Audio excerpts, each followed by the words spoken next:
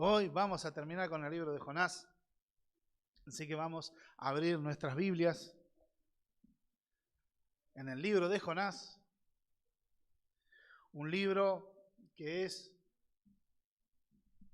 no es una carta, sino que es una narrativa, es una narración, está contando una historia, el profeta. Fíjense una particularidad que el profeta, dicho en este capítulo 4, no está mencionado hasta que aparece después en el capítulo 4, pero el capítulo 3, en el verso 4, es lo único que se menciona, después todo el resto de la actuación es de los ninivitas y Dios. Pero acá viene la reacción de Jonás. Dice un autor, Stephen Chaimok, no sé si lo estoy pronunciando bien, porque son todos americanos, ponele. Dice en una parte de su extracto, viendo lo que es la misericordia de Dios y la soberanía de Dios, dice, ¿cuán insensibles serían sus eternos consejos si su poder no fuese capaz de ejecutarlos? Su misericordia sería una débil lástima si él estuviese destituido de poder para aliviar. Y su justicia sería un absoluto espantapájaros sin poder para castigar. Y sus promesas, un sonido vacío, sin fuerza para ejecutarlos. Habla de soberanía de Dios y de la misericordia de Dios. Fíjense, si Dios no tuviera poder para aliviar el mal, para aliviar, sería simplemente una débil lástima su misericordia. Fíjense que la misericordia de Dios es el corazón de Dios en nuestras miserias. Eso viene misericordia. Es una palabra compuesta de miseria y cardio, de corazón. Y Dios, si algo ve, es el corazón. Como Dios le dijo a Samuel, en el primer libro de Samuel 16:7, cuando él está eligiendo al sucesor de Saúl y ve a los hermanos de David y miraba, este es grandote, este tiene buen parecer, parece un guerrero, este dijo, no, este no, y este no, y este no, hasta que Dios le dijo, no mires su estatura, su parecer, no mires lo de afuera, porque Dios mira el corazón. Y ahí donde le preguntó a Isaí, che, pero vos no tenés alguno más, algún hijo más, no tenés, sí, David, lo tengo allá cuidando la oveja, tráelo. Porque ese es el ungido de Dios, porque Dios mira el corazón. Y acá, si algo nos habla la palabra del Señor, como título, cuando Dios trata con el corazón. Dios habla al corazón y entra en diálogo con Jonás, porque ahí se va a manifestar el propósito del libro, lo que el autor está queriendo mostrar. Y acordemos una cosa, por una convención se establece que fue Jonás el que lo escribió, o un secretario de él, porque era una costumbre también escribir en tercera persona. Siempre habla de Jonás, pero en tercera persona, no dice yo esto, yo aquello, salvo acá. Pero está contando algo en tercera persona, entonces se establece de que pudo haber sido Jonás el que escribió el libro. Pero el autor principal de esto es, ¿quién? El Espíritu Santo. Y Dios quiso dejar en claro esto para ver el motivo de cual vivimos viendo a Jonás. Jonás desobedeciendo a Dios, un corazón rebelde. Dios salvando a Jonás, mostrando su gracia. Dios dándole otra oportunidad y continuando los pasos. Pero en definitiva Dios está tratando con el corazón de Jonás. Está mostrándole su gracia. Ahora está desplegando su amor y su misericordia en una ciudad depravada como era Nínive. Se ve en este libro un constante cambio, un mal embravecido después de un mal calmado. Hombres paganos, marineros paganos, consagrados a dioses paganos, ahora buscando al Dios vivo. Unos ninivitas absolutamente depravados, criminales, pero ahora están haciendo el bien. Como que Dios establece su juicio, pero también ahora decide perdonarlo. Son cosas que van descolocando a Jonás también. Esto era mucho para Jonás. Le costaba comprender y así el capítulo 4 va a develar muchas cosas. Primero el propósito principal del Señor, mostrando cómo habla el corazón de su siervo. Y que hay una aplicación, sí, miremos la misericordia de Dios para los mundanos y el evangelismo. Sí, está bien como una aplicación, pero ese no es el centro del libro. ¿Cuál es la intención original del autor? Vamos a verlo ahora en el capítulo 4 de Jonás. Para la organización, yo lo dividí en 3 puntos. Uno habla del corazón y la frustración, una gran frustración, verso 1 al 4. Versos 5 al 8, el Dios didáctico. Y después de 9 al 11, Dios en amorosa llamada y consejo. Lo dividí en este sentido para traer un orden a esta enseñanza. Vamos a orar. Padre, rogamos en esta hora que vos nos hables por medio de tu palabra, que tú nos hables por medio de tu consejo, que seas tú nutriendo a tu iglesia, Señor. Padre, ruego en el nombre de Jesús que tú por medio de tu Espíritu Santo hables y traigas luz y entendimiento a las mentes y los corazones. Llenes la vida, Señor, a través, Señor, de tu Espíritu. Señor amado, te ruego en el nombre de Jesús que tu nombre sea exaltado y glorificado en esta palabra. Guíame, Señor, para hablar bajo la unción de tu Espíritu. En el nombre de Jesús. Amén. Bien, vamos a poner primera.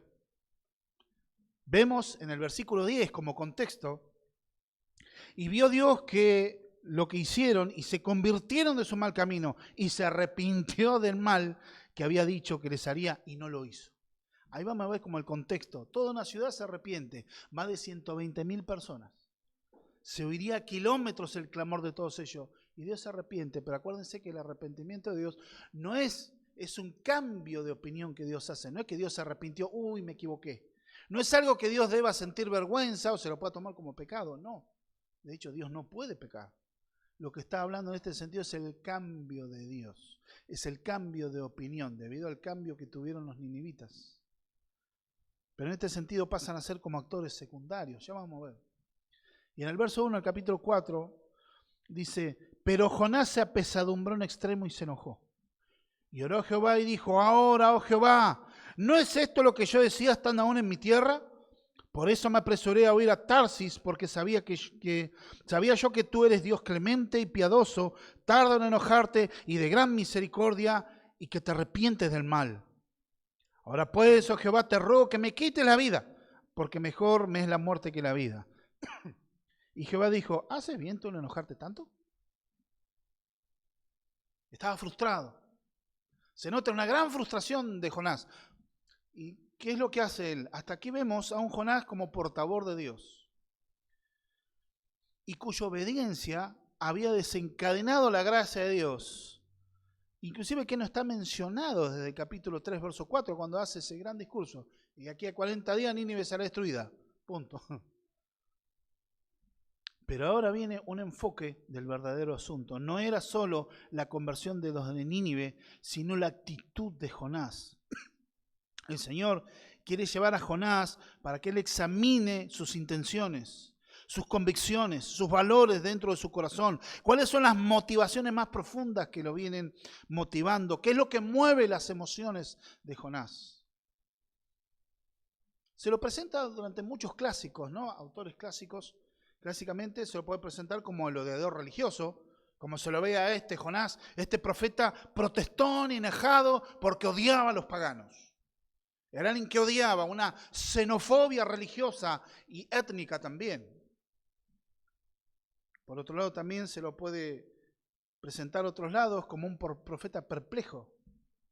Sí, no entiendo nada, ¿cómo es esto? Dios dice una cosa, hace otra, me está enloqueciendo Dios. Otros como el miedo ridículo, como el profeta puesto en ridículo, por eso se enoja, por decir así, Dios le dio una palabra y ¿qué dice la ley? Si un profeta da una palabra y no se cumpla, no tengan temor de él, porque yo no he hablado a través de ese profeta.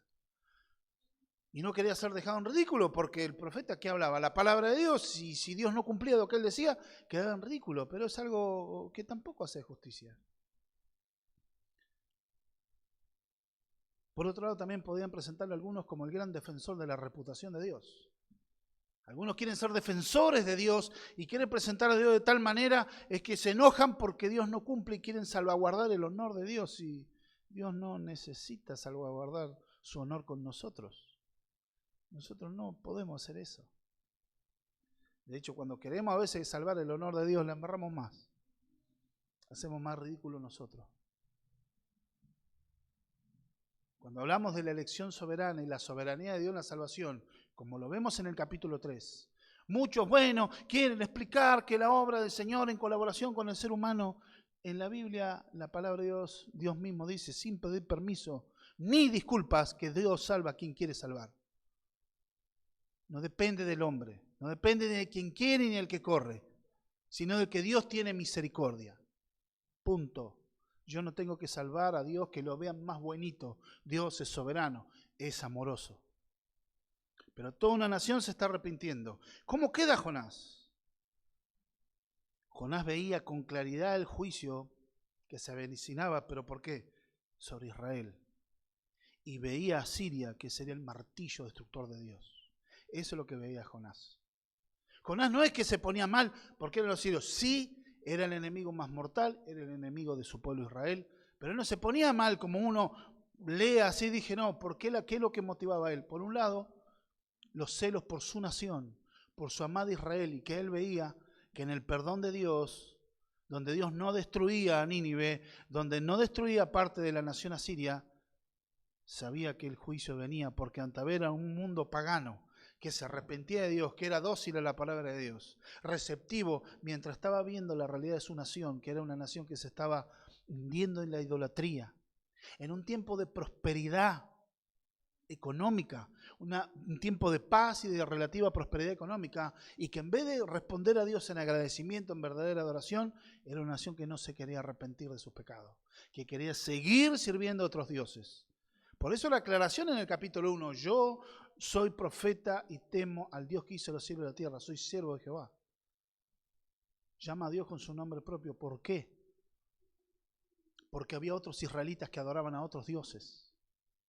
Había paganismo en la nación de Israel, estaba mezclado, lugares de mucha prosperidad. Entonces Dios dijo, bueno, lo llamaba arrepentimiento, hasta que Dios tuvo que derramar juicio sobre Israel. Israel en ese tiempo, acuérdense, estaba el reino dividido. Y él vivía en la zona donde estaban las 10 tribus de Israel que se habían separado, que eran las tribus que se habían ido con Jeroboam primero. Pero a esta altura ya se habían desviado la adoración genuina a Dios. Entonces él, en la predicación, inclusive fíjense en la predicación, tuvo una cosecha maravillosa, inclusive sin precedentes anteriores en la historia de la redención, porque nunca ningún profeta había hablado de una nación pagana que se arrepienta de tal manera. Unos frutos, imagínense, un mensaje bastante sencillo, 120.000 conversiones. Digamos, en vez de gozarse delante de Dios, decir, ¿cómo responde él? Con tristeza. Porque lejos de alegrarse, él se hunde en una profunda tristeza. Entonces Dios, ¿qué es lo que está haciendo? Está tocando áreas sensibles. Porque así como uno piensa, actúa. ¿Qué es lo que pensaba? En la ira. Porque dice que Jonás se apesadumbró en extremo y se enojó. Ese apesadumbrar. Y el enojo, la palabra enojo, la palabra hebrea ahí tiene que ver, inclusive es más abarcativo, es un poco más amplio. No habla de la ira tan solo, sino está hablando de la frustración. Está hablando de profunda tristeza. Habla de todo tipo de emoción negativa. No está hablando tan solo, uno toma la ira, de hecho otras versiones más antiguas de las Escrituras hablan de tristeza profunda, no hablan de ira. Pero la ira, ¿por qué se manifiesta? A través de esa frustración, a través de ese enojo, que él ve que Dios no está haciendo lo que Dios había dicho y que lo está perdonando a esos paganos. Él empieza a frustrarse, a ponerse en enojo y ocurre la depresión. Y caía en la ira. Ojo, que la ira en sí no es mala. La ira, puede haber una ira santa. Dios tiene una ira santa, sea ira contra el pecado, contra pecadores.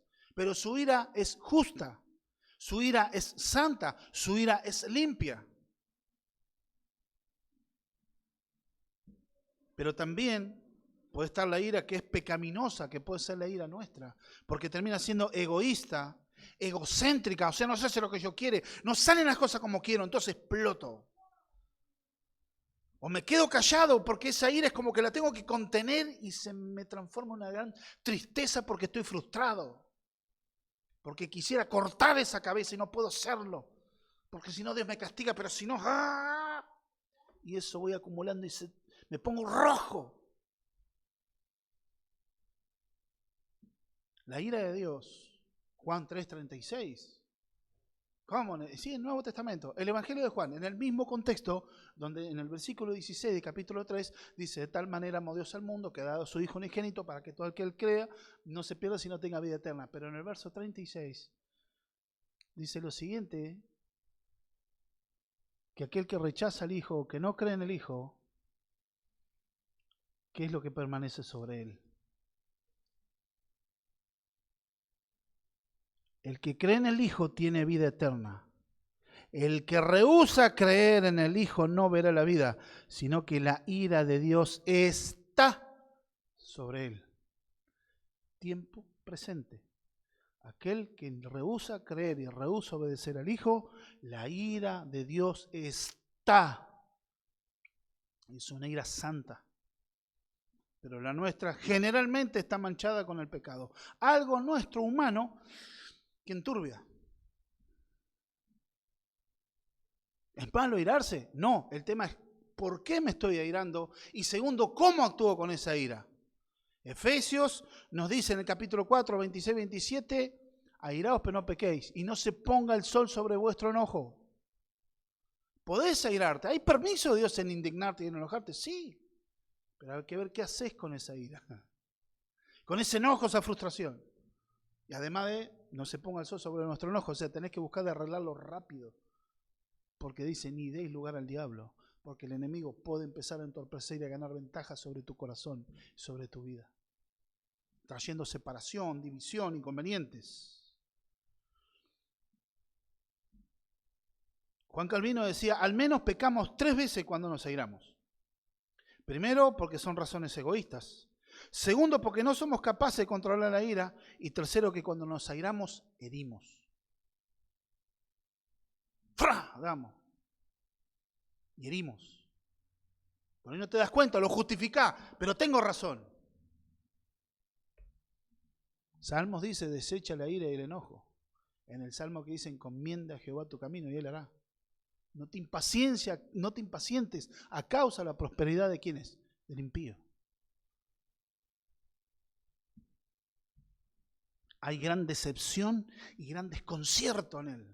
Por eso dice que él, pero Jonás se apesadumbró. Vino, en el hebreo textualmente habla que vino un gran mal sobre él. Fue el lenguaje más fuerte que podía expresar del hebreo. Vino un gran mal, se puso muy mal, le cayó gordo el tema. Y en el verso 2 dice, y ahora vemos que Jonás empieza a orar. Ahora Jonás empieza a clamar. Y oró a Jehová y dijo, ahora, oh Jehová, ¿no es esto lo que yo decía estando aún en mi tierra? Por eso me apresuré a huir a Tarsis, porque sabía yo que tú eres Dios clemente y piadoso, tardo en enojarte y de grande misericordia y que te arrepientes del mal. Está usando casi las mismas palabras que está en el libro de Éxodo capítulo 34, cuando Moisés inclusive quiso inmolarse rogando por la nación de Israel porque Dios había resuelto derramar juicio. Entonces él dijo, no, pará, tú eres Dios clemente y misericordia, pero él lo está usando a la inversa, casi echándole la culpa a Dios por lo que estaba pasando.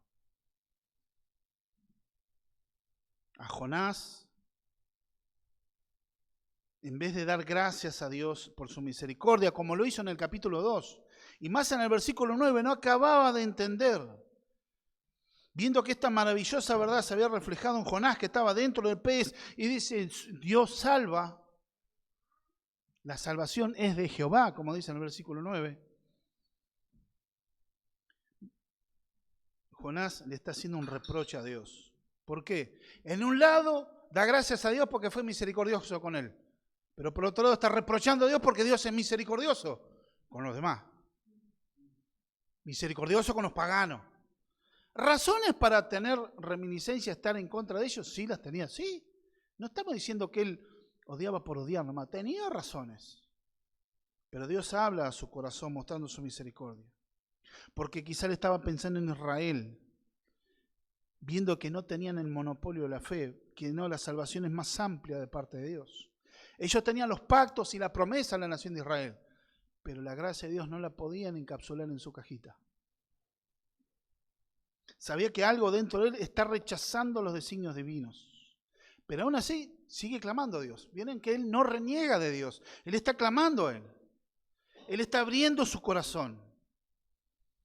Porque las cosas no son como él quiere. Y lo expresa, lo que conocía de Dios. Y estaba presenciando que todos los temores de él estaban bien fundados. Pero lógico, él no puede responder con ira a Dios. Se le puede enojar con Dios, ¿sabía? O sea, Había aprendido cuántos pares eran 3 botas. Pero sí, eso se transformó en tristeza, una aguda tristeza. Hay una tristeza que glorifica a Dios. Podés estar triste y podés estar glorificando a Dios, la tristeza que produce el Espíritu Santo. 2 Corintios 7:10. Pablo dice, me gozo que ustedes hayan sido entristecidos por esa tristeza que produce Dios. ¿Qué es lo que produce? Vida. Más la tristeza del mundo que produce muerte. Porque la tristeza que produce Dios, la convicción de pecado, el Señor, ¿qué pasa? Nos lleva a arrepentimiento, nos lleva a reconciliarnos con Dios. Dios restaura, sana la relación con nosotros por medio de Cristo y nos levantamos perdonados y fortalecidos por de Dios. En cambio, el remordimiento del mundo produce remordimiento por los resultados, pero no se ve a quién hemos pecado, a quién hemos ofendido nuestro pecado.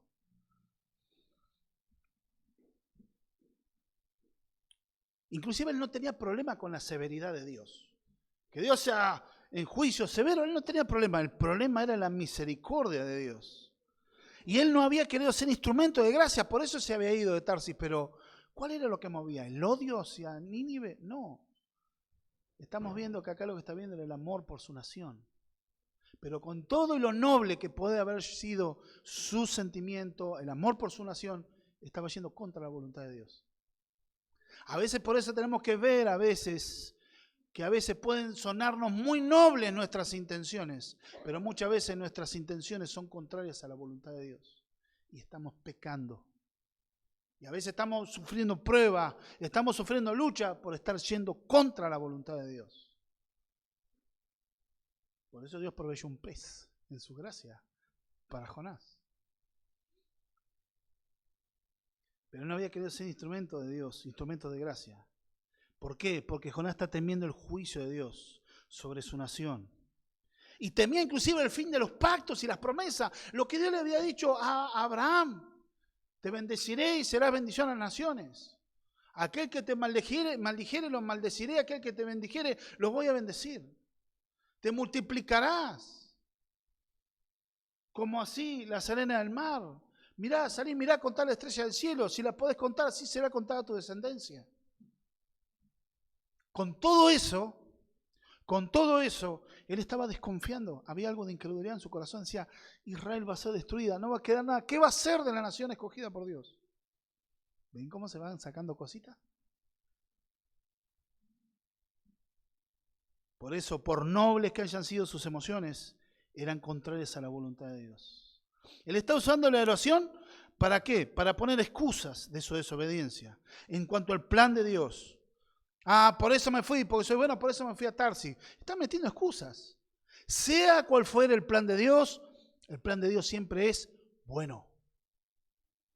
Nos guste o no nos guste, sea cual sea el plan de Dios, siempre es bueno. Pero él estaba echando excusas. No acababa de entender de que Dios salva a quien quiere. ¿Y cómo lo podemos ver? Por ejemplo, en Ruth, la moabita, en Rahab, la ciudadana de Jericó, en Naamán, el sirio. O sea, Dios muestra la intención de salvar a otros que no eran israelitas también, como señal de la universalidad del Evangelio. Dios es un compasivo en misericordia, y la palabra que tiene que ver misericordia del hebreo es Gesed, que tiene que ver con fidelidad.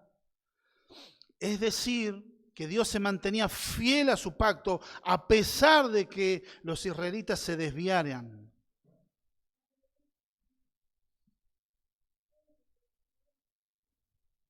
A pesar de que Israel se había desviado, Dios seguía siendo fiel a su pacto. Dios iba a permanecer fiel en su misericordia, pero él no entendía eso. ¿Y qué nos dice a nosotros? La triste realidad es que no es raro que quienes observan la forma de piedad y se consideran creyentes se muestran insensibles en sus actitudes y rechacen la voluntad de Dios. Está viendo que Dios está preparando otra cosa y queremos seguir, nos decimos creyentes y queremos seguir avanzando en lo que nosotros queremos. Y acá le estaba echando la culpa a Dios, casi como a Adán. Cuando Dios le dijo, ¿qué hiciste, Adán? La mujer que me diste. O sea, Dios, vos tenés la culpa. ¿Por qué me fui a Tarsis? Porque vos sos clemente y misericordioso y sé que iba a perdonar. Entonces por culpa tuya me fui. Casi echamos culpa a Dios del pecado que estamos haciendo.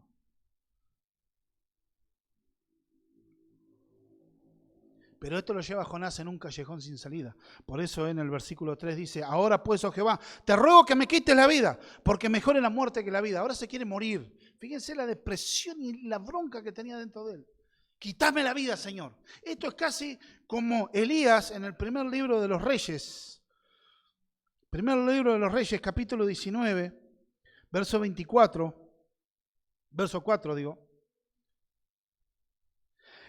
Y él se fue por el desierto un día de camino y vino y se sentó debajo de un enebro y deseando morir se dijo, basta ya, oh Jehová, quítame la vida, pues no soy mejor que mis padres.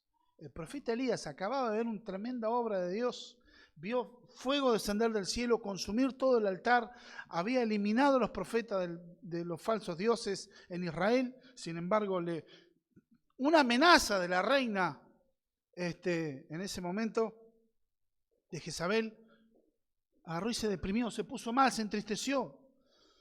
Basta ya, quítame la vida, un estado de depresión tremendo, se quería morir. Porque Jonás no podía entender, no podía aceptar lo que estaba viendo. Esta sería como la versión cristiana del suicidio.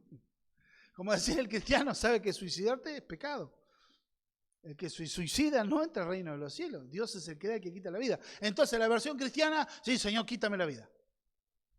En vez de suicidarse, Señor, sácame. Sería lo mismo. Él está en un callejón sin salida porque no entiende lo que está ocurriendo.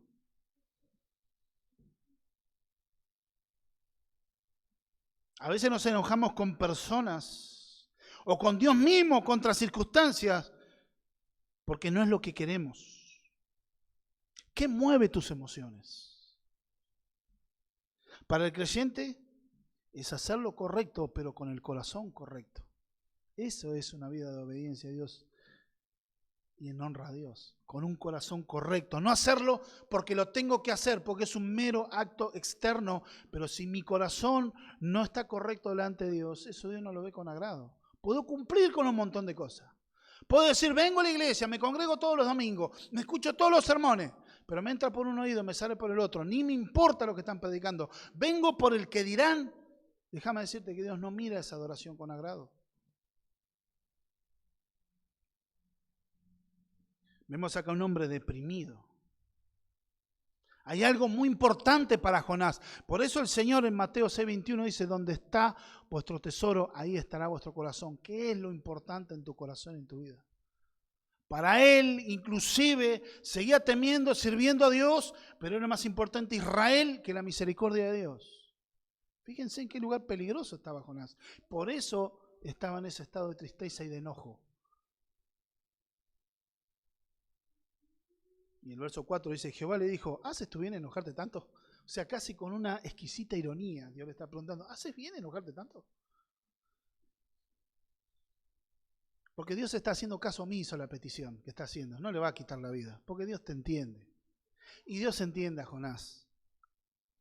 Sabe que esa petición es una reacción muy humana, producto de su estado emocional, no está basado en una base espiritual lógica, algo debidamente pesado y meditado. Lo está diciendo porque está enojado, está mal, está triste, está desconcertado. A veces hacemos oración así que Dios dice, bueno, no te voy a escuchar porque como que Dios se le sienta al lado. Muchas veces podemos decir, no, porque acá Dios le está bajando la caña. Dios le está preguntando. Pero es un llamado de amor y misericordia más que una reprensión. Porque lo de Jonás es temporal. ¿Y qué le está diciendo Dios? ¿Qué derecho tenés para enojarte? Aquí vemos compasión más que reprensión. ¿Por qué? Porque no conoce a Dios de su bondad y fidelidad. Para saber que Él cumplirá sus promesas. Él se está olvidando de que Dios es bondadoso y es fiel y que Dios va a cumplir lo que Él prometió. Acuérdense que el pacto que Dios hizo con Abraham es un pacto incondicional. Abraham no tenía que hacer nada para cumplir el pacto que Dios estableció con él sobre la nación de Israel. No tenían que hacer algo. Distinto es el pacto de la ley, donde ahí sí tenía que ver la relación del hombre. Para saber que Dios cumple.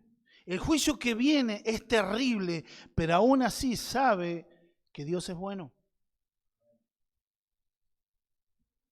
Como que le está diciendo, ¿no sos capaz de seguir confiando? Si Dios había prometido sobre Israel, que era su especial tesoro, y que Dios la defendería. ¿Cómo puede ser que no entiendas eso, Jonás? Despertá. Jonathan Edwards decía lo siguiente: la evidencia de una buena religión reside en buena parte de los afectos. Es alegrarte con lo que el Señor se alegra. Lo que pasa es que ahí Jonás no entendió, no se estaba alegrando en desplegar su amor y su misericordia, en el buen placer de Dios de disponerse a perdonar a personas que no lo merecen. Y Jonathan Edwards dice, ¿dónde están tus afectos? ¿Dónde está tu tesoro? Ahí estará tu corazón. ¿Qué te mueven las circunstancias? Entonces, claro, cuando no salen las cosas como vos querés, se te rompe el esquema que vos tenés pensado, el enojo, la tristeza, la frustración, la depresión. ¿Por qué no es como yo quiero?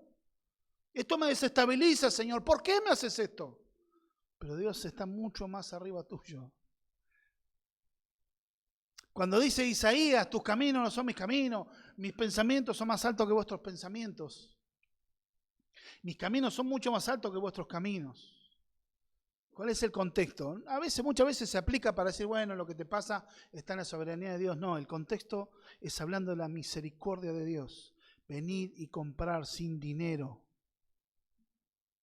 Venid y comprad, adquirir vino, adquirir pan, leche, ¿qué? Sin dinero. Es la misericordia de Dios. Dios está dispuesto a perdonar y dar su gracia más allá de lo que nosotros pensamos. Pero eso no lo entendía Jonás. Y eso da lugar al segundo encabezado. El verso 5 al 8, el Dios didáctico. Dios está dando una enseñanza didáctica, porque Dios le está dando el indicativo para después darle lo prescriptivo. Dios le está enseñando en su misericordia a Jonás. ¿Qué hizo Jonás? Y salió Jonás de la ciudad y acampó hacia el oriente de una ciudad y se hizo allí una enramada y se sentó debajo de ella a la sombra hasta ver qué acontecerá en la ciudad. ¿Qué acontecería en la ciudad? Y preparó Jehová Dios una calabacera, la cual creció sobre Jonás para que hiciese sombra sobre la cabeza y le librase del malestar. Y Jonás se alegró grandemente por la calabacera. Pero al venir el alba del día siguiente, Dios preparó un gusano, el cual hirió la calabacera y se secó. Y aconteció que al salir el sol, preparó Dios un recio viento solano, el cual hirió a Jonás en la cabeza y se desmayaba y deseaba la muerte, diciendo, Jehová, mejor sería a mí la muerte que la vida. Otra vez volvemos con las ganas de morirse. ¿Qué hace por otro lado? Se va de la ciudad. Ojo, que él no es que... Siguiendo la narrativa, no está diciendo que él terminó de decir el mensaje y se fue.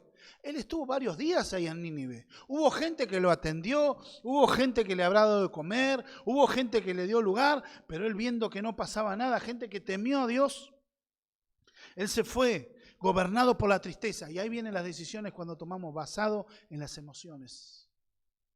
Y a veces tomamos decisiones y cuando... no dejamos que la palabra de Dios informe nuestras emociones. Cuando nos sujetamos a nuestras emociones y nuestros valores nos guían, tomamos esas decisiones basadas en las emociones. A veces cuando estamos demasiado contentos, a veces hacemos promesas que después no las podemos cumplir. O a veces cuando estamos muy tristes, tomamos decisiones. Bueno, me voy, o bueno, me quedo, o hago lo que sea. Pero todo desfasado a la voluntad de Dios. Acá Jonás no entendía y gobernado por la tristeza se fue. Pero ¿qué actitud tenía él? Enojado se fue. Él se olvida de su pasado, se olvida de la misericordia y la paciencia de Dios, de quién es. Solo está centrado en ver el pecado de los demás. Pero acá Dios está hablando, Dios quiere cambiar el corazón de Jonás. Dios quiere cambiarte a ti. Y aunque él sabe que Dios tendrá misericordia, sale y se sienta a ver qué pasa. Y se hizo una enramada, que son los frutos de las obras humanas para querer protegerse. Es como aquel que sale y se pide un pochoclo, ¿vio? Para ver la película. A ver qué pasaría, tener un atisbo de esperanza que Dios destruya la ciudad. Aunque él sabía en su fuero interno, tenía testimonio de Dios, pero salió a mirar. Y es como que ahí, dice un autor también, es como que se hicieron dos iglesias. Una iglesia de 120.000 miembros, pero que no tenía pastor. ¿Quién podría ser el pastor? Jonás. En vez de estado ahí, haber predicado de Dios, haber enseñado a Dios, no, él se fue. Una iglesia que no tiene pastor. Y en la otra, en la ramada, un pastor, una iglesia, pero que no tiene oveja. Y él se quedó, ¿pero qué? ¿Cuál es la costumbre a veces? Porque por el enojo entramos a mirar a los demás. Ah, este porque se porta así, este es una porquería por esto. ¿Y vos? ¿Vos te olvidaste de donde Dios te sacó? A veces somos muy rápidos en hablar de otros. Pero por eso Isaías le habla a Israel y les dice, acuérdense de la roca que ustedes fueron cortados. Recuerden de la cantera de donde ustedes salieron. Acuérdense que ustedes no eran una nación poderosa. ¿Por qué lo eligió Dios? Para mostrar su gloria. Pero Dios, ¿qué le dijo en el libro de Levítico? Yo los escogí, pero ustedes eran la nación más pequeña de la tierra. Porque ahí el que se hace grande es Dios. Para que sea salvación, Dios puso a Cristo y te salvó, pero por el mero afecto de su voluntad, no porque haya visto algo hermoso en tu vida. ¿Qué es lo hermoso que tenemos los cristianos? A Cristo. Su mérito, su obra, su persona, su gracia en nuestra vida. Eso es lo hermoso. Obvio que en el cristiano no todo es porquería, por supuesto. Está Cristo y está su obra en tu vida, pero debes entender que también así como vos, porque es como decir, yo quiero toda la gracia para mí, pero juicio para el otro, porque me ofendió, me puso mal. Y a veces podemos estar contentos, estar pecando delante de Dios. ¿Cómo? Tengo una alegría porque ese vecino que me hace la vida imposible se quebró. ¡Ah, qué bueno! Dios hizo justicia. La Biblia dice que no te goces por el dolor de tu enemigo. ¿Qué nos dice el Señor? Bendecid a los que os maldicen.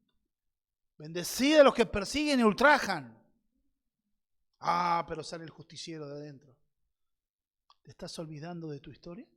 ¿De dónde Dios te sacó? O sea, no es para que vos vivas con la culpa del pasado, porque ya Cristo lo pagó, se terminó, nadie te puede condenar si Dios te perdonó, pero tampoco te olvides para que tengas en cuenta de dónde Dios te sacó, para que vos puedas mirar con misericordia a otros. Porque Dios tuvo que aplicar gracia sobre tu vida para que puedas ser perdonado. Y así también esa gracia tenemos que proyectarla a nosotros. Se olvidó de la paciencia de Dios. Se olvidó de quién era Jonás. Pero Dios quiere cambiarnos nosotros.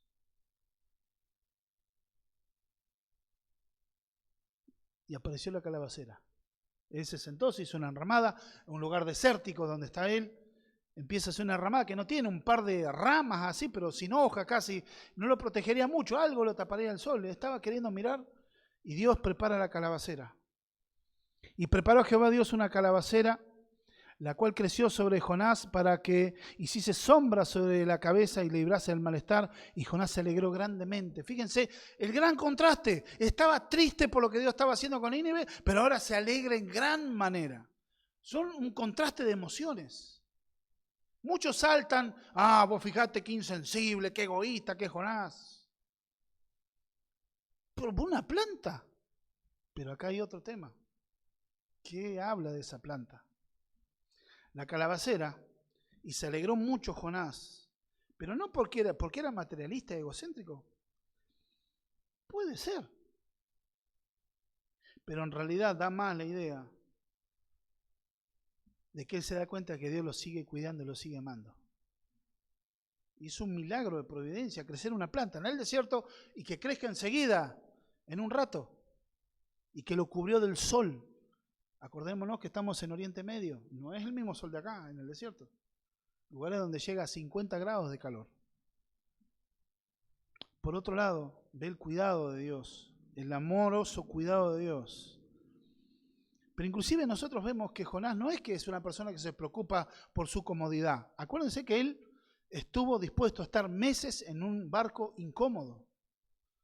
Estuvo dispuesto a dónde estaba dispuesto a estar, ir meses, estar en un barco con personas desconocidas. Él no era una persona que velaba tanto por su comodidad, por su prestigio.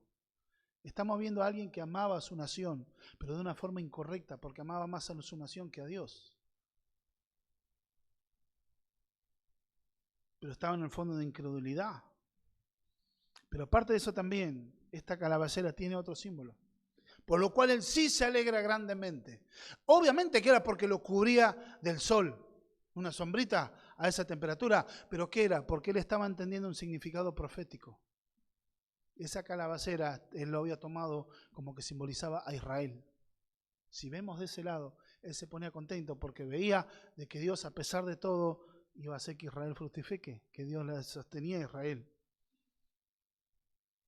Pero también, como no es una persona que sufre por la incomodidad, entiende lo que simboliza a Israel. Que a pesar de los ninivitas, los hijos de Abraham siguen siendo el especial tesoro de Dios. Entonces no hay problema con la alegría, siempre y cuando esta alegría por las circunstancias no reemplacen a Dios. Y además de su cobertura del sol. Pero ¿qué dice en el versículo 7? Pero al venir el alba, el día siguiente Dios preparó un gusano, el cual hirió la calabacera y se secó. Es como que Dios le estaba haciendo chistes, y para su misión eran chistes de muy mal gusto. Él estaba feliz, acuérdense, la gran tristeza, depresión, buscando la muerte, y después vuelve y se pone alegre por esta planta, porque lo cubre del sol, pero además él lo toma como el cuidado de la providencia de Dios y toma como un significado como si fuera a Israel que está hablando. Pero ocurre que después Dios levanta un gusano que la hiere y la mata. Y vuelve a enojarse Jonás. En vez de responder como hizo Job. En el libro de Job, capítulo 1, verso 21, ¿cómo responde Job ante los grandes problemas? Y era algo más que había perdido, algo que una calabacera, algo más que una planta matada por un gusano. Y dijo, desnudo salí del vientre de mi madre y desnudo volveré allá. Jehová dio y Jehová quitó, sea el nombre de Jehová bendito. Esa fue la actitud de Job, que acababa de perder sus riquezas materiales. Había perdido toda su familia, todo su sirviente, todo lo que tenía significado para él. Su estatus económico, perdió su economía, perdió su finanza, perdió su familia. La única que le quedó era su esposa, que de paso le dijo, ¿por qué estás así alabando a Dios todavía? Maldice a tu Dios y muérete. Así le dijo la esposa. ¿Y cómo hizo Job? Desnudo salí del vientre de mi madre y desnudo voy a volver. Jehová dio, Jehová quitó. Sea el nombre del Señor enaltecido siempre. ¿Cuál fue la actitud de Jonás? Exactamente lo contrario. Me quiero morir. Vemos acá tres actores que son prominentes, actores usados por Dios con una intención de Dios de trabajar en el corazón de él. Primero vemos la planta, el gusano y después vemos un viento. En el verso 8, y aconteció que al salir el sol preparó Dios un recio viento solano. El viento es un tipo de viento que se llama siroco. Ese viento es un viento que viene y transporta el calor sofocante del desierto y junto con el polvo del desierto. Es terrible estar en ese lugar. Encima ya no tenían la calabacera. Inclusive él está bajo una insolación. Él está en ese lugar que está mareado, se siente mareado, decaído, perturbado. O sea, no tan solo estaba afectado en sus emociones, sino físicamente también estaba afectado Jonás. Y él se quería morir realmente. Pero ¿por qué pasa eso? Aún está deseando morirse, me dice, mejor para mí la muerte que la vida. Está decaído, está perturbado. Su estado es peor que cuando recién había salido de la ciudad. Ahora desea morir. Pero Dios lo tiene así de postrado a fin de que esté en condiciones de apreciar y asimilar la lección espiritual que Dios está haciendo. Porque que tu gozo sea en Dios y no en lo que Él da. Que tu gozo sea en Dios y no lo que Él da, porque lo que te da muchas veces aquí en la tierra es temporal. Y muchas veces muchos se alegran con lo que Dios te da en una forma temporal. Tenés un tiempo de escasez y un tiempo de abundancia. Aquello en un tiempo de abundancia, por ahí viene otro tiempo de escasez y se enojan. Eso es temporal, tu gozo debe estar en Dios. Y así vemos a un Jonás otra vez deprimido, otra vez con ganas de morirse, insolado, pero ahí viene la lección de Dios. Dios le está hablando por una parábola viviente, a través de una calabacera, un gusano y el viento. Dios lo tiene ahí postrado porque Dios tiene que trabajar en su corazón. Y Dios interviene. Y Dios en su amoroso llamado y consejo. Y acá vemos el versículo 9. Entonces dijo Dios a Jonás, dice, ¿tanto te enojas por la calabacera? Y él respondió, mucho me enojo, hasta la muerte. Dijo. Retruco, dijo. ¿Tanto haces en enojarte? Dios le está preguntando, pero entendamos que acá Dios no está haciendo una reprensión. ¿Tanto te enojas? ¿Quién sos vos? Dios podría haberle dicho lo que es amorosamente, porque Dios se está tratando en su corazón. Pero el amoroso cuidado de Dios también te lleva a que veas tu pecado, porque Dios te está mostrando para que vos seas libre de ese pecado y puedas ser fortalecido en Dios. Dios interviene y le hace la gran pregunta. Inclusive con esta otra vez esta exquisita ironía. ¿Hace bien enojarte? Dios lo llamó a que revise sus reacciones emocionales. Nosotros deberemos hacer lo mismo. La respuesta de Jonás se observa que no se ajusta a la voluntad de Dios. Se observa lo siguiente, él está dolido, está desolado por las acciones de Dios. Parecen carecer de lógica las acciones de Dios. Quizá él está tan compenetrado y triste por su nación, así como Pablo, Jesús, cuando Jesús lloró sobre Jerusalén. ¿Se acuerdan antes de su pasión cuando él está entrando a Jerusalén? Dice la Escritura que Jesús lloró sobre Jerusalén. Y dijo, Jerusalén, Jerusalén, tú que apedreas a los profetas que son enviados y no podés entender y no pudiste discernir el día de tu visitación, porque ahí estaba entrando Dios en Jesús. Dios estaba entrando a Jerusalén. Sin embargo, Jerusalén no entendió. Cuando dice muchas veces, como la gallina en sus pozuelos, quise traerte bajo mis alas y no quisiste. En esa tristeza está envuelto también Jonás, pero exacerbado, porque Jesús sí experimentó esa tristeza, pero siempre estaba enfocado en la voluntad de Dios. Y acá vemos la intención del autor. Su lloro fue por el valor profético de la planta, que vio la planta que se secó. Y él entendía lo que iba a pasar con Israel y también se angustió por eso.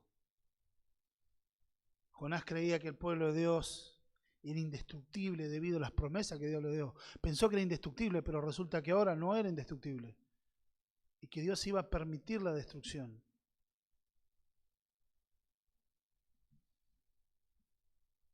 Y entendía que ese gusano simbolizaba a Siria, a Nínive.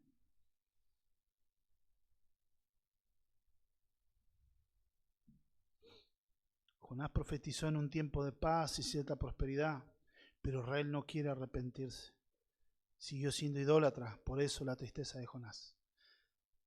Él fue contemporáneo al profeta Amós. Y otro profeta hablaba en una región que era la región de Basán, en Israel. Y la región de Basán era como la pampa húmeda, era un lugar apto para la ganadería.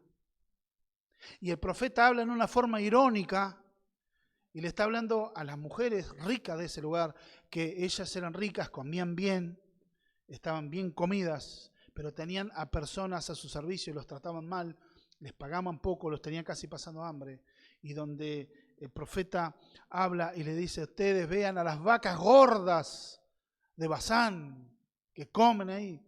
Pero no está hablando directamente a las vacas, le está diciendo a esas mujeres que están maltratando a sus sirvientes. Era una nación muy idólatra y que no estaba queriendo arrepentirse. Él veía con dolor y tristeza lo que iba a pasar. Pero acá subyace algo. Y dijo Jehová, ¿tuviste tu lástima de la calabacera en la cual no trabajaste, ni tú hiciste crecer, que en espacio de un día nació y en espacio de una noche pereció? Si vos no hiciste nada, ¿por qué tanto? Y acá subyace el principio de misericordia que Dios quiere dejar en claro. Como si Dios le dijera, si vos llorás por Israel, ¿yo cuánto más? Jonás no podía saber lo que la destrucción de Israel no iba a ser total. Él veía que iba a ser destruido, pero acuérdense, nosotros lo estamos viendo de este lado con las cosas que ya pasaron. En ese momento él veía que Israel iba a ser destruido, pensaba que iba a ser total y la destrucción iba a quedar ceniza, pero Dios sabía que no iba a ser total, Dios iba a guardar un remanente. Así como cuando Elías fue y le dijo, Señor, matame, ¿se acuerdan que acabamos de leer? Primer libro de Reyes 19. ¿Y qué es lo que dice la Escritura? Dios le dice, no, pará, vos no sos el único. yo me he reservado 7.000 almas que no doblaron sus rodillas a Baal. O sea, no está solo Elías. Y así también Dios tiene un remanente. Pero sí Dios se le acerca. Vos estás llorando por la cabecera. Y el principio de gracia que Dios está hablando en este sentido. Y la gran pregunta, ¿y no tendré yo piedad de Nínive? Aquella gran ciudad donde hay más de 120.000 personas que no saben discernir su mano derecha y su mano izquierda y muchos animales. 120.000 personas. Cuando habla de que no saben discernir su derecha y su izquierda, está hablando en el sentido que si fueran como niños y en el sentido moral. Porque ellos no tenían la ley de Dios, no tenían los pactos de Dios, no conocían la voluntad de Dios. Estaban en sus tinieblas, en sus ídolos. Eran como niños y Dios, ¿qué les había dicho? Que ellos tenían que entender el significado. Si Dios tenía misericordia, vos tuviste misericordia en la calabacera, ¿cuánto más yo? 120.000 almas. Y que son como niños. Dios le muestra las contradicciones, inconsecuencias del corazón de Jonás. ¿Para qué? Para despertar esos mismos sentimientos entrañables que caracterizan al corazón divino. Él vio, Jonás, la oscuridad de su corazón, vio su egoísmo, pero donde pudo ser cambiado gracias a que Dios intervino, a que Dios habló su corazón. Dios tiene misericordia de los ninivitas que no le conocen. ¿Cuánto más tendrá Dios a los que sí le conocen? Esto es la gracia de Dios. Porque el fin de este libro no es tan solo para predicar el evangelio a las naciones. El fin de este libro, en este tiempo en la historia de la redención, Dios le da su libro y escribe el profeta Jonás para mostrar su misericordia a Israel. Era como un llamado al arrepentimiento y mostrarle que Dios sigue dispuesto a perdonar los pecados de Israel, su iglesia. Lamentablemente, 40 años después vino el juicio de Dios sobre Israel porque no se arrepintieron. Y fueron conquistados por Asiria y fueron devastados, pero aún Dios ejercía misericordia. Pero son esas 12 tribus que se perdieron en la historia para siempre. Pero aún Dios fue bueno. ¿Y cuánto más está hablando en este sentido hoy en día? Le está hablando, el sentido es el perdón de Dios, pero a su nación. Nadie puede pecar a Dios, pecar delante de Dios y quedar impune. No se puede jugar con la gracia de Dios. Este es un llamado a nosotros los creyentes. ¿Qué nos aplica a nosotros? Una de las cosas que solo el Evangelio puede cambiar drásticamente los corazones. Dios habla al corazón de Jonás y Dios cambia el corazón de él. ¿Por qué termina con una pregunta? Se ve que Jonás no tuvo nada que responder. No podía responder nada, se tenía que callar la boca. Pero ¿por qué Dios deja esa pregunta ahí? Porque la tenemos que responder nosotros. Israel es la nación de Dios. Y así como la iglesia, puede estar Dios llamándote a arrepentimiento hoy en día. Porque a la luz de la gracia de Dios debemos cuidar nuestro corazón. Ver dónde está nuestro tesoro. No vaya a ser que estemos adorando ídolos en vez de buscar a Dios. A veces hay tristeza en nuestro corazón no por causa de la voluntad de Dios, sino porque estamos yendo en contra. Ay, esto no me gusta de la iglesia, esto no me gusta la liturgia, no me gusta lo que se enseña, vengo acá, no los aguanto más, vengo porque no me queda de otra.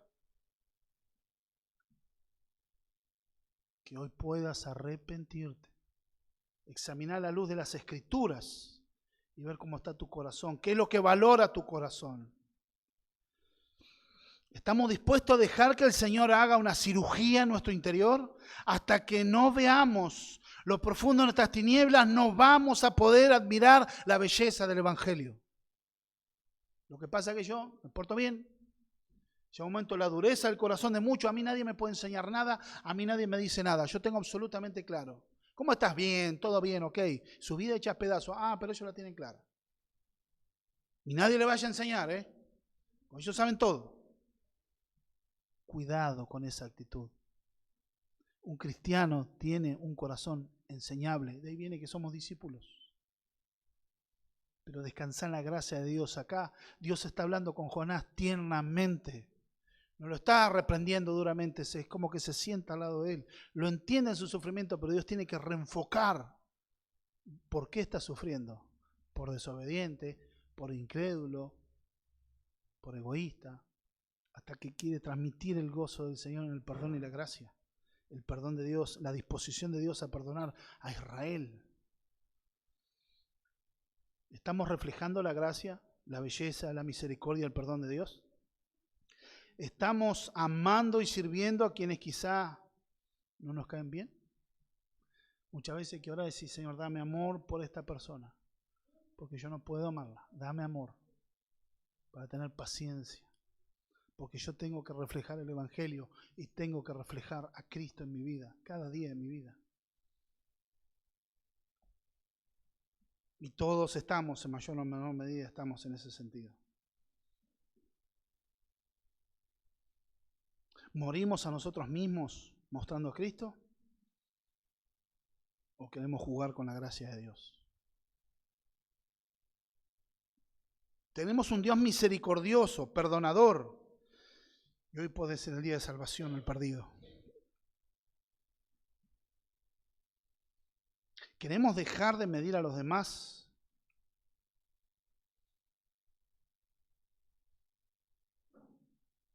¿En una forma continua? ¿Dejar de mirar los pecados ajenos y trabajar en los tuyos? Y otra cosa que nos aplica. No te creas que vos como hijo de Dios y todo redimido, que tu salvación descansa en Cristo, que vas a querer hacer como vos querés las cosas. Dios es soberano y Dios se va a encargar de mostrar su misericordia y su bondad, pero a su manera. Por eso vamos a entender la misericordia de Dios y también como aplicación, que debemos mirar a este mundo que está perdido. Hoy somos la iglesia, nosotros estamos tranquilitos, cómodos acá, teniendo una seguridad de nuestra salvación, sabemos dónde vamos, si uno muere y es salvo, si uno muere sabe que va a la patria celestial. Si Cristo viene en este momento, iremos a la patria celestial. Pero hay un montón de personas que no saben distinguir su mano derecha y su mano izquierda. ¿Qué hacemos? Dios tiene disposición en perdonar. En Cristo son todos llamados al arrepentimiento. Nosotros debemos comunicar el Evangelio. No enfadarnos ni frustrarnos por si no hay resultado inmediato, pero sí en predicar fielmente la palabra de Dios. Amén. Padre, te damos gracias por esta tu palabra. Ruego que tú la bendigas, que tú bendigas, Señor, nuestros corazones, nuestras mentes, nuestras almas, y que sea tu buen espíritu ministrando nuestro corazón, haciéndonos madurar, crecer, Señor, haciéndonos entender, así como dejas esta pregunta, dejando tu disposición a perdonar y amar. Y así también, Señor, como Jonás es figura de Cristo, Señor, en muchos aspectos, y que también fue reivindicado por Cristo diciendo a los fariseos, solamente ustedes tendrán la señal de Jonás. Por eso te ruego, Señor, y te suplico por la vida, Señor, de esta iglesia. Oro en el nombre de Jesús para que tú puedas hacer que puedan crecer, fructificar y estar bendecidos. En el nombre poderoso de Jesús te damos gracias, Señor. Amén y amén.